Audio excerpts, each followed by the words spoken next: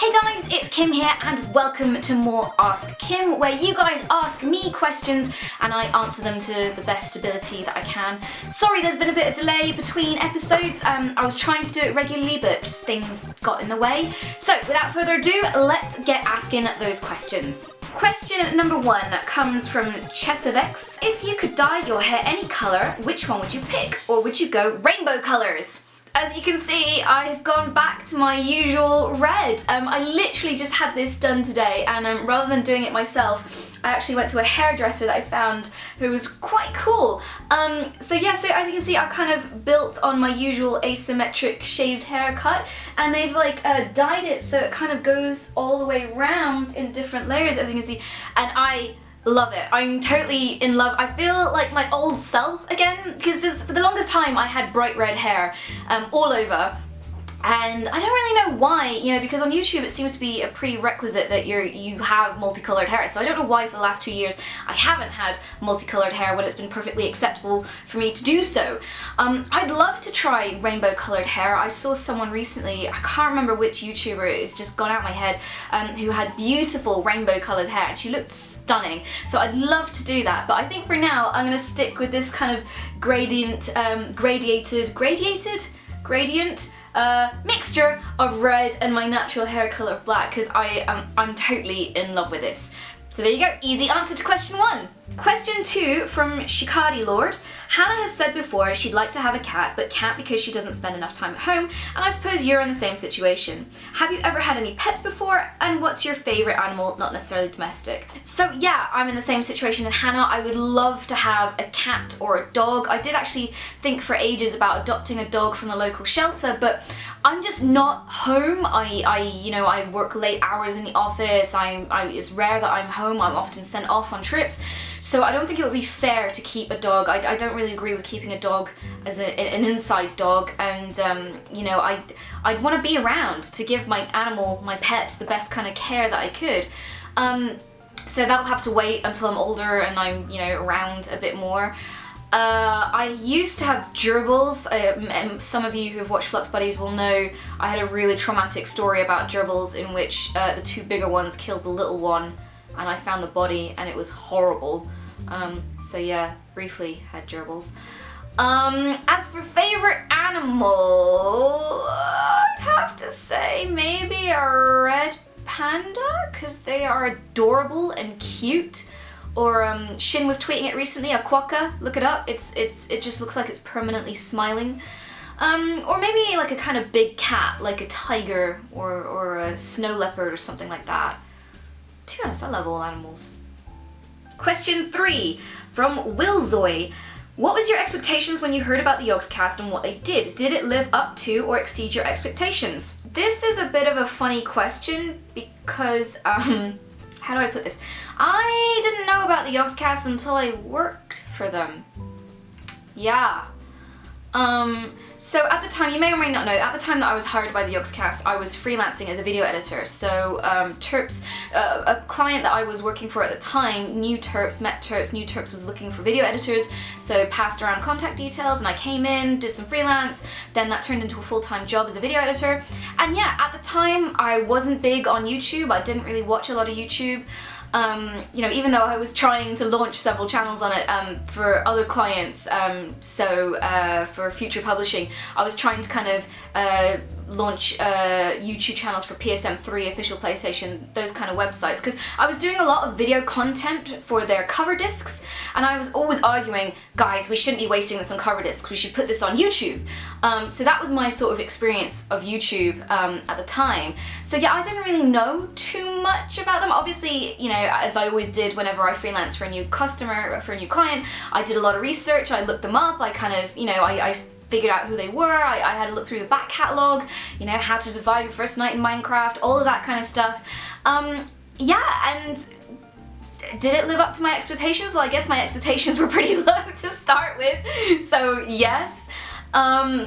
What was the other bit of the question? Did they exceed? I guess exceed, really, because obviously I got to know everyone, and everyone's just as funny as they are in real life as they are on camera, and yeah, so sorry that's a bit of a kind of shock answer there, and But yeah, I didn't know who the Yogscast were, or any YouTubers really, like PewDiePie or Markiplier or any of the, you know, huge names. I was kind of out of that really, because I was so focused on games journalism, which now obviously is irrelevant with the rise of YouTubers like me. Man, I'm a traitor to my own kind. Question 4 from Nightingale Lost. I see that Flux Buddies definitely has a plot of its own now beyond the main goal of getting unfluxed, and has included several elements like Mother, the small appearance of Lanable's lab, the confirmation of various Lana clones, etc, etc.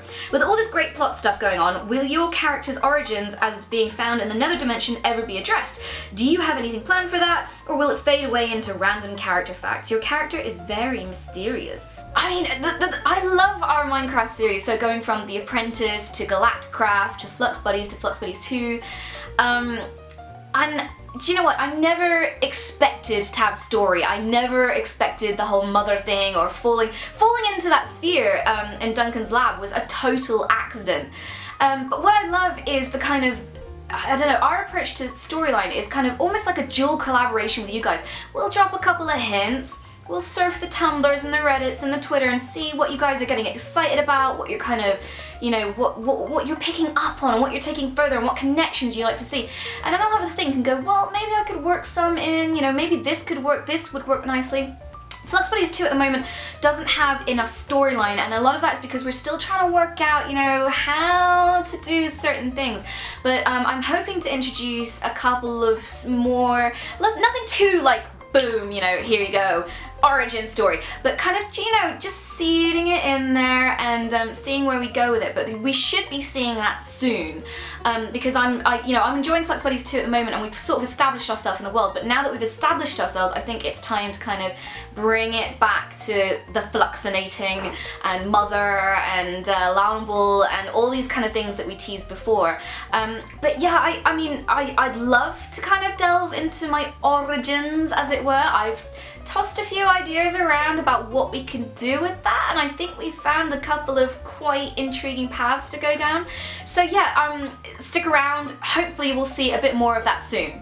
And on that subject, number 5 from Random Cat Lover 27, do you get annoyed when people ship you with other people like Dunkim and Hanakim and many others? Okay, so I wanted to answer this question because I know shipping is a bit of a kind of, you know, taboo subject with the people you are shipping, but I get so many questions about this, so I thought maybe it would be best if I try and expressed my opinion in a cohesive matter.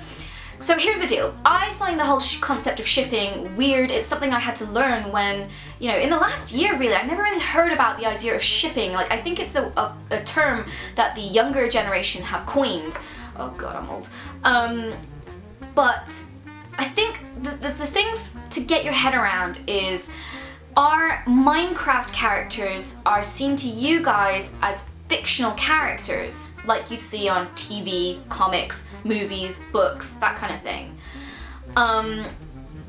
Whereas we are quite closely attached to them as people, as Kim. You know, as Kim, I feel quite closely attached to NanoSounds, my Minecraft personality, because NanoSounds really is a kind of a bigger extension of me, a more kind of, I don't know what the word is, but like an exaggerated version of me, and so I feel very attached to her. So when I see people shipping, the easiest one there, me and Duncan, it gets a bit awkward because in real life, Duncan is dating a girl called Charlie and has been dating her for 8-9 years now. They're very happy together. I hang out with them both. You know, I'm friends with Charlie.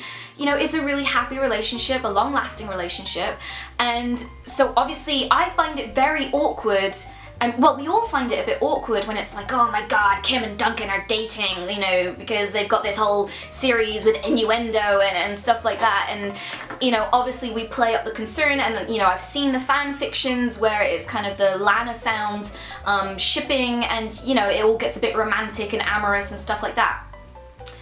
Now, here's what I think. I think fan fiction is fine. I think fan art is fine of shipping, because I would never ever want to say I don't encourage creativity. I love the stuff that you guys create, you know, the kind of art, the stories, all of that. I love it, you know, but I like it when you respect the kind of boundaries and you tag it in the shipping tags. So it's not like, oh my god, it sounds like the shipping forecast, but it's not that, it's not obvious. It's not like when I log into Tumblr and I search nano sounds to see the cool fan art, look at the general fan art, and bang, there's a story about me and Duncan smooching, you know, because that stuff makes me a bit like, whoo, weird, you know, because he's my colleague, he's my friend, he's like a brother to me, you know, and it's just like, it's weird that I'm suddenly reading this story where we're getting a bit, you know, saucy in the smeltery and that kind of thing.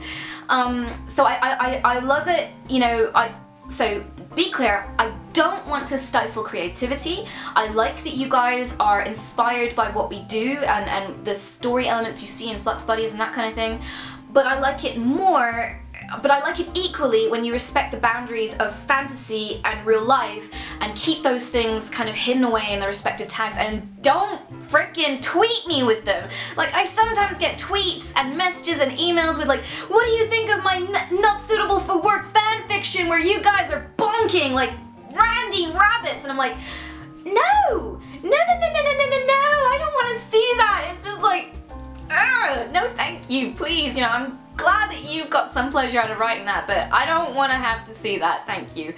So that's my thoughts really, is it's a very fine line between fiction and real life. So our Minecraft characters are fiction, obviously, and, you know, our relationship is a little played up in the kind of, you know, we have concerns about each other, like when Shin and fake Duncan arrested real Duncan and I got real mad and was like, I will avenge you and I will come for you, you know, which you can take in the kind of friendship way, you can take in a romantic way, fine, whatever, take what you see and what you want from it, but yeah, please just respect the boundary between fantasy and real life, you know.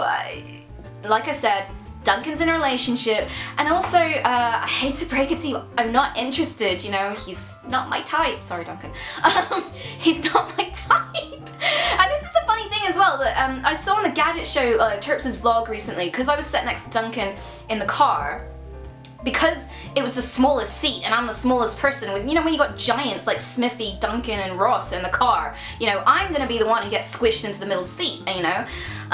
So it was no surprise I was kind of sat next to Duncan and everyone was like, oh my god, they're dating, they can't be separated, and it's like, guys, okay, they're my friends, you know, everyone in the Yogscast is my friends, you know, and we're all close friends, you know. We work with each other every day, we see each other every day, you know, we do content and stuff like that. But that's it, you know, I don't understand this mentality that I cannot be seen to be dating someone outside of the Yogscast, you know. I have to be dating someone, you know. I've seen the Ross shipping tag, you know, because there was one photo of me and Ross and he had his arm around me, it was at the BAFTAs, like it was a friend thing, you know, but no, that meant we were dating. Photos of me and Simon means we're dating, you know, it drives me mad because I'm like, just because I'm seen with a member of the opposite sex does not mean we are dating, you know, we're friends, you know, and I also, like, pretty much everyone in the Yogscast is taken, you know, and I have friends outside of the Yogscast, we all have friends outside of the Yogscast, outside of the office, and I don't like this insinuation that I have to be dating someone in the team. It's weird. Anyway, that's my little rant about that. You know, I don't want it to come across as grouchy or something like that, because it's still something I'm trying to grapple with, you know. I understand why it happens, I understand why we get seen and put together and thrown together and stuff like that, but honestly, we're all friends. Carry on with your shipping, just don't shove it in my face. Okay, and finally, just to lighten things up from, oh my god, Jira Cavian. Sorry if I pronounced that wrong, I probably did. Have you ever tried sarsaparilla? If not, do you have any favorite old-timey beverages? I love sarsaparilla. There's I think an Indonesian, Thai, Singaporean version of it called sarsi, which I love to drink. For those who don't know, it's a fizzy drink that's kind of like root beer, like it's a bit more medicinal flavored than root beer. I love root beer. Other old-timey drinks, I love dandelion and burdock, which we have in the UK. I love that. Obviously, you know my affection for Coca-Cola and Dr. Pepper. Jesus Christ, they're killing me right now. Rose lemonade. There's a brand in the UK called Fentimans, and they do a lot of kind of the older dandelion and burdock, rose lemonade, Victorian lemonade. I love all of those. What's your favorite drinks? I don't know. Anyway, Anyway, thanks so much guys for joining me in this Ask Kim. It's been a fun one. If you have any more questions, I will put up a Reddit thread and I'll spread the word about it on my Twitter and all the usual places. So you can ask me questions for the next time. So thank you so much guys for joining me, and I'll see you all next time.